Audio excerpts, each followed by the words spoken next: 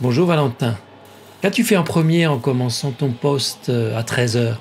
En arrivant cet après-midi, j'ai dû préparer mon poste. Il faut trouver les branchements d'air pour le poste à souder en lui-même, pour voir si les câbles sont assez longs. Il faut du gaz aussi. Ouais, tout n'est pas à côté. Des fois, il faut chercher des rallonges à l'autre bout de l'atelier. C'est des petits trucs comme ça. Mais une fois qu'on est prêt, tout est OK, on peut commencer, quoi. Et là, c'est quoi cette grande pièce sur laquelle tu es en train de travailler? C'est une pièce pour un pont en Nouvelle-Calédonie. C'est des caissons, ils sont presque tous pareils, mais il y en a à peu près 29 à faire.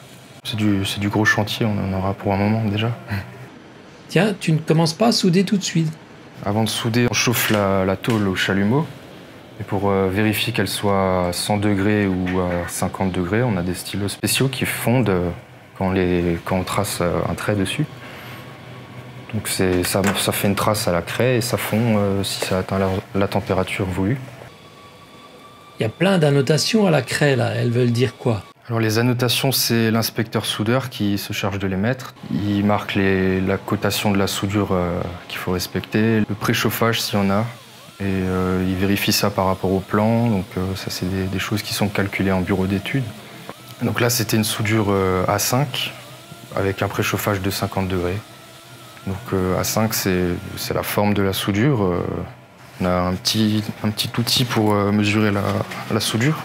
Donc on place l'outil dans l'angle et on mesure la profondeur de la gorge. À travers ton masque, tu vois quoi et tu fais attention à quoi?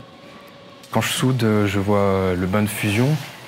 Ce qui est important surtout, c'est d'essayer de garder la même régularité du début à la fin. Et donc tout ce qu'on voit, c'est que du rouge, quoi. On peut aussi voir s'il y a des défauts qui se forment parfois pendant qu'on soude. S'il y a de la saleté, de la rouille ou de l'humidité, ça peut aussi créer des défauts, bien souvent des soufflures. C'est une petite bulle comme ça qui se forme dedans. S'il y a trop de projection, on peut aussi l'entendre au bruit. Il y a plein de paramètres comme ça. J'ai l'impression qu'il ne faut pas trembler. Oui, éviter de trembler. Parfois, il faut tenir la torche un peu différemment. Avoir les réglages aussi qu'il faut pour la vitesse qu'on a.